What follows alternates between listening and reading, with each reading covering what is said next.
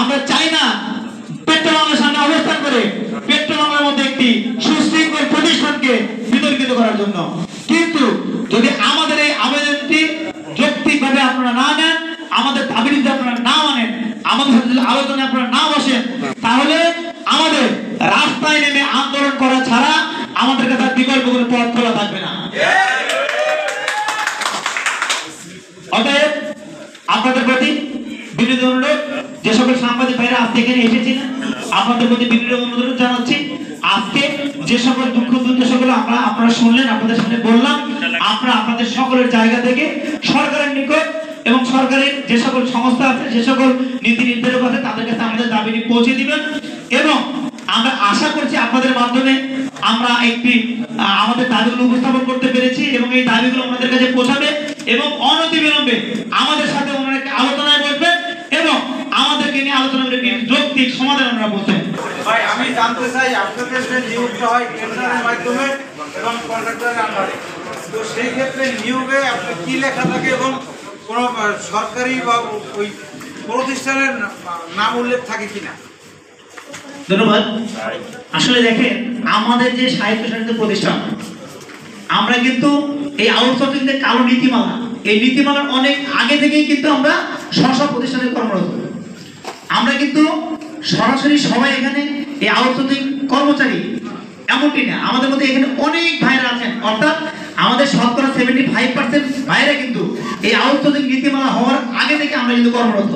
অর্থাৎ তখন কিন্তু আমরা বিভিন্ন জন চুক্তিভিত্তিক ছিলাম, অথবা ডেইলি বেসিক ছিলাম, অথবা মাস্টার ছিলাম। পরবর্তীতে যখন এই কালো আইন করে বিগত স্বৈর শাসক যখন এই আউটসোর্সিং নীতিমালা করলো, আউটসোর্সিং নামে একটি দাস প্রথার সৃষ্টি করলো, তখন কিন্তু আসলে আমাদেরকে এই আউটসোর্সিং এর মধ্যে নিয়ে আসা হলো, অর্থাৎ টেন্ডারের মাধ্যমে আমাদেরকে নিয়োগের ব্যবস্থা করা হলো। আপনাদের অবগত করতে চাই, আমাদের যে নিয়োগপত্র থাকে সেখানে পরিষ্কার কোনো কিছু বলা থাকে না। আমরা চাকরি স্থায়ী করে চাইতে পারবো কি পারবো না, পরিষ্কার কোনো কিছু বলা থাকে না। আপনাদের মাধ্যমে অবগত করতে চাই, বাংলাদেশের যে শ্রম আইন আপনারা জেনে থাকবেন, সেই শ্রম আইন অনুযায়ী যদি একজন কর্মচারী একটি প্রতিষ্ঠানে 240 দিন কর্মরত থাকে, তাহলে সেই প্রতিষ্ঠানের দায়িত্ব হচ্ছে সেই কর্মচারীকে তাদের স্থায়ী কর্মচারী হিসেবে নিয়োগ প্রদান করা। যখন নিয়োগ দেওয়া হয় ওই ক্ষেত্রে কি আপনাদের কোনো সিকিউরিটি মানি নেওয়া হয় কিনা? আমাদেরকে যখন নিয়োগ দেওয়া হয়, আসলে দেখেন, এটা একটি এমন প্রথা, যে প্রথাটি সৃষ্টির পর থেকে বিভিন্ন ভাবে মানুষকে ব্ল্যাকমেইল করে ভুল বুঝিয়ে কিন্তু এই নিয়োগ প্রক্রিয়া সম্পন্ন করা হয়।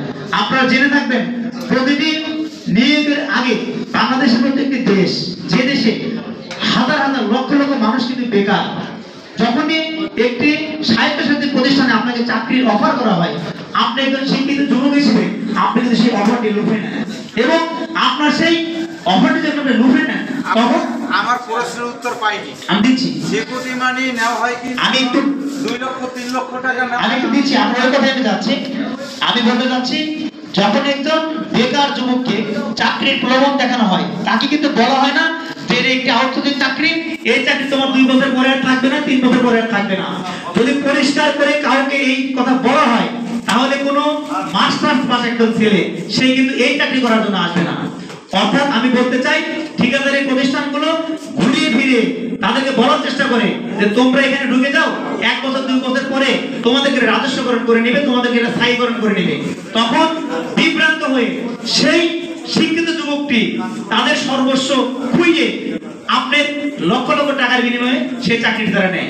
পরক্ষণে যখন চাকরিতে জয়েন করে, তখন আসলে দেখে যে না, এটা একটা আউটসোর্সিং চাকরি, যে চাকরির আসলে কোনো ভবিষ্যৎ নাই। ধন্যবাদ। এটা তো জামানত না, এটা তো জামানত না, এটা কোনো জামানত না, এটা হচ্ছে টোটাল ফ্রড। এটা টোটাল ফ্রড, এটা টোটাল ফ্রড, এটা কোনো জামানত না। এখন পর্যন্ত সারা বাংলাদেশে কোনো আউটসোর্সিং ডেইলি বেসিক অর্থাৎ মাস্টার চুক্তি হলে কোনো কর্মচারী বলতে পারবে না যে আমাদের কাছে জামানত নেওয়া হয়েছে এবং চাকরি আমাদের জামানত ফেরত দেওয়া হয়েছে। এরকম বাংলাদেশে কোনো ইতিহাস নাই।